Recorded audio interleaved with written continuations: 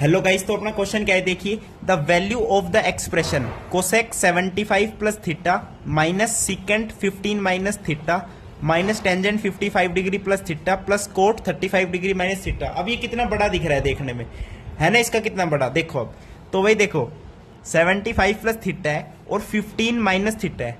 तो 15 minus theta को आप क्या लिख सकते हो? देखो, अगर कोई भी ब्रैकेट में दो एंगल दे रखे हो तो इनके बीच में कोई ना कोई रिलेशन जरूर होगा।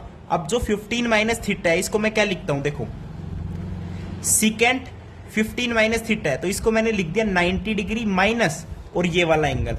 भाई आप देखोगे 90 में से 75 माइनस करोगे तो 15 डिग्री आएगा ना।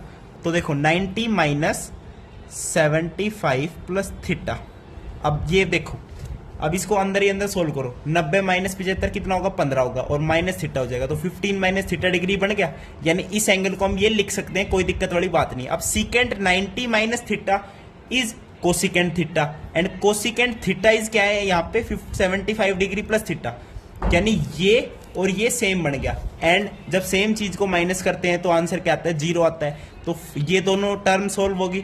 अब रही बात इसकी, tangent 55 plus theta coat 35 minus theta की। देखो, अब आप यहां भी पता चल रहा होगा कि 55 और 35 का क्या मिलाप है कि 55 और 35 को जोड़ते हैं तो 90 बन रहा है। तो हम क्या करते हैं, कोट इस एंगल को क्या लिख देते हैं? 90 minus 55 degree plus theta, 55 degree plus में थीटा। अब देखो 90 में से 55 गए, 35 बन गया और माइनस थीटा बन गया। यानी ये एंगल को हम ऐसे लिख सकते हैं। तो कोट 90 माइनस थीटा कितना होता है? ऑब्वियसली 90 पे चेंज हो जाता है और टेंजेंट क्या बन जाएगा? ये टेंजेंट बन जाएगा 55 प्लस थीटा बन जाएगा। अब टेंजेंट 55 प्लस थीटा प्लस का है यहाँ पे, ठीक है भाई, और ये टेंजेंट 55 प्लस थीटा माइनस का है। तो एक दोनों सेम चीज है, एक प्लस की एक माइनस की, तो ये भी क्या बन जाएगी? 0 बन जाएगी। तो यानी इसका ओवरऑल आंसर कितना आ जाएगा? 0 आ जाएगा। तो यहाँ पे आपका सेकंड ऑप्शन मैच हो रहा है, तो ये करेक्ट ऑप्शन हो जाएगा। थैंक यू, नमस्कार।